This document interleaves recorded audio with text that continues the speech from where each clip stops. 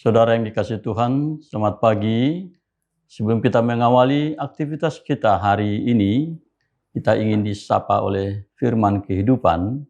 Namun sebelumnya, marilah kita berdoa. Allah Bapa kami di surga, kami bersyukur Tuhan atas hari yang baru, dan kami ingin mengawali seluruh aktivitas kehidupan kami sepanjang satu hari ini. Tapi biarlah kiranya firman-Mu boleh mengisi kehidupan kami terlebih dahulu, agar kami boleh diterangi oleh kuasa firman-Mu untuk beraktivitas hari ini. Dalam Kristus Yesus kami berdoa. Amin.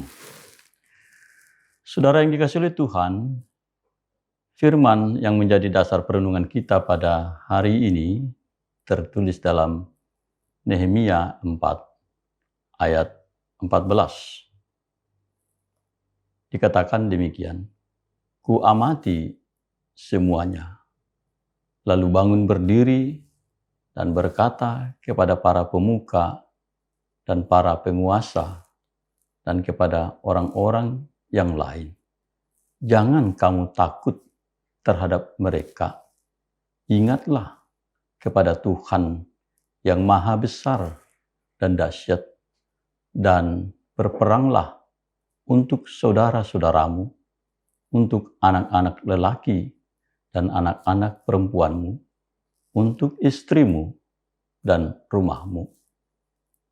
Demikian firman Tuhan.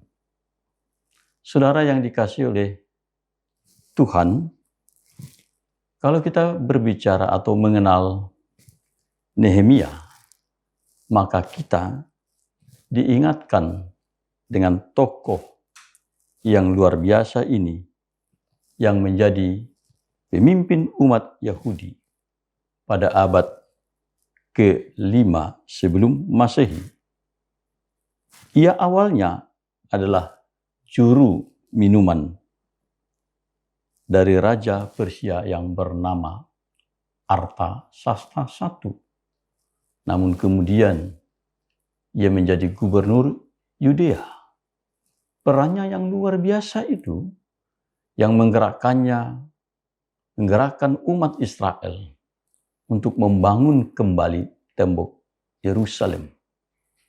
Namun pekerjaan ini, saudara-saudara, bagaimanapun bukan pekerjaan ringan, karena ia harus berusaha pertama-tama mengkonsolidasikan umat Yahudi, bukan hanya secara fisik, namun juga secara mental dan moral, dari keterpisahan, dari keterbelahan dan tekanan moral selama masa pembuangan.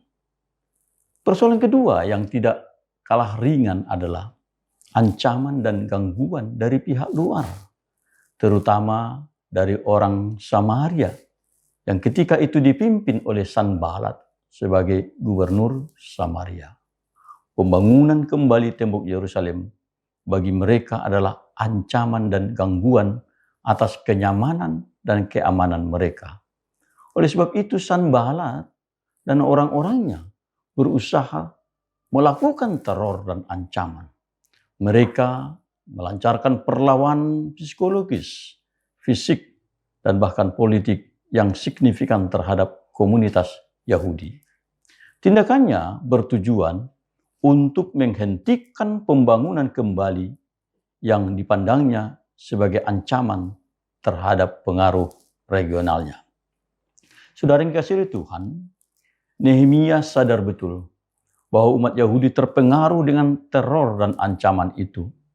Namun pada satu sisi, ia memiliki tekad yang kuat dan keyakinan yang sungguh akan pertolongan Tuhan atas umatnya.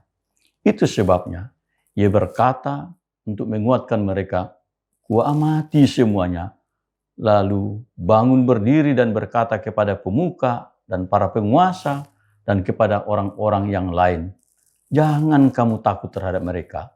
Ingatlah kepada Tuhan yang maha besar dan dahsyat, dan berperanglah untuk saudara-saudaramu, untuk anak-anak laki-laki, anak-anak perempuanmu, untuk istrimu dan rumahmu." Mengingatkan kembali akan Tuhan itu menjadi kekuatan utama yang menghalaukan segala kekhawatiran dan kekejutan hati mereka. Ancaman memang besar dan kekuatan serta peralatan mereka lebih tersedia. Tetapi kuasa Tuhan tentulah lebih besar menopang mereka. Jika Tuhan di pihak mereka, siapakah yang dapat bertahan melawan mereka? Dengan menyerukan untuk mengingat Tuhan, maka Nehemia sekaligus ingin menyegarkan kembali kesadaran mereka akan peran dan apa yang telah Tuhan lakukan bagi mereka selama ini. Sering sekali bahwa cara Tuhan bekerja di luar ekspektasi dan rasio berpikir mereka. Sama halnya bahwa mereka tidak pernah membayangkan bagaimana dalam politik antar negara Persia yang mengalahkan Babilonia, dan itu menjadi momentum penting dalam desain Allah lewat Raja Kores mengembalikan umat Israel dari pembuangan Babel di tahun 539 sebelum Masehi. Allah bekerja dalam hal-hal yang sering tak terjangkau oleh pikiran manusia. Saudara yang dikasihi Tuhan, pesan dan penguatan yang disampaikan oleh Nehemia ini sesungguhnya menjadi sangat relevan bagi kita dalam kondisi real yang kita hadapi saat ini. Setidaknya kita dapat memaknai 3 hal penting yang dihantar oleh pemahaman akan firman ini, yakni pertama, pembangunan kembali tembok Yerusalem menandai juga restorasi yang dipelopori oleh Nehemia yang tidak hanya mencakup kebutuhan dan persoalan bangsa, tetapi juga relasi dengan Tuhan. Di dalamnya mencakup restorasi dan perlindungan fisik, identitas nasional, dan pemulihan spiritualitas dan relasi dengan Tuhan.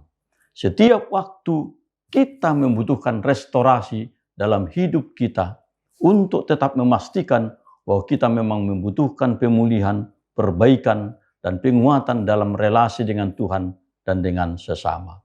Yang kedua, saudara-saudara, restorasi yang dilakukan Nehemia selain mengembalikan ingatan mereka sebagai umat pilihan Tuhan yang segala sesuatu dalam perjalanan hidup dan masa depan mereka tidak bisa dipisahkan dengan rancangan Tuhan sendiri bagi mereka.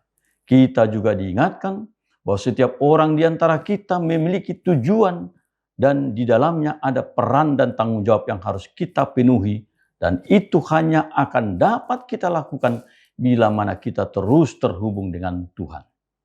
Yang ketiga, Ibu, Bapak, dan Saudara, dengan menekankan jangan takut, kita sekaligus diingatkan bahwa pada dasarnya Tuhan tidak pernah memberikan roh ketakutan kepada kita, tetapi roh kekuatan, kasih, dan ketertiban. Sama seperti yang dikatakan oleh Rasul Paulus, sebab Allah memberikan kepada kita bukan roh ketakutan, melainkan roh yang membangkitkan kekuatan, kasih, dan ketertiban. 2 Timotius 1 ayat 7. Ibu, Bapak, dan Saudara terkasih, dunia di mana kita hidup saat ini mengalami kompleksitas pergumulan dan krisis yang semakin sulit untuk diurai. Persoalan politik, ekonomi, dan kerusakan alam semakin mengkhawatirkan dan menimbulkan ketakutan. Dan pada sisi yang lain, kemajuan zaman dalam topangan teknologi, walau itu menolong manusia dalam banyak hal, mengakses banyak hal, tetapi juga menggerus nilai-nilai humanisme dan moralitas, menumpulkan peranan hati, dan pada akhirnya tidak hanya mendegradasi relasi kita dengan sesama, tetapi juga mengesampingkan peran Tuhan dalam hidup kita. Maka ajakan, ingatlah kepada Tuhan yang Maha Besar, mengingatkan kita bahwa sesungguhnya kita tidak dapat hidup di luar Tuhan. Perkataan ini sebenarnya juga menegaskan bahwa sering sekali kita melupakan Tuhan, terlebih ketika kita merasa kuat atau didesak oleh kepentingan duniawi. Melupakan Tuhan dan mengabaikan Tuhan, sekalipun itu kita lakukan, namun Tuhan sesungguhnya tidak pernah melupakan dan meninggalkan kita. Amin. Mari kita berdoa. Bapa dalam surga, biarlah firman-Mu hari ini menguatkan kami untuk tidak takut, sebab kami juga yakin sungguh bahwa Tuhan ada bersama kami. Berkati pekerjaan kami hari ini, dan ingatkan kami selalu bahwa Engkau memberi kami roh, bukan roh ketakutan, tetapi roh yang membangkitkan semangat. Dan biarlah Engkau juga memberkati keluarga kami semuanya, dan lingkungan pekerjaan kami. Terpujilah Engkau ya Tuhan, dalam Kristus Yesus kami berdoa. Amin. Anugerah Tuhan kita Yesus Kristus, kasih setia dari Allah Bapa, dan persekutuan dalam kuasa Roh Kudus-Nya menyertai kita dari hari ini sampai sepanjang masa. Amin.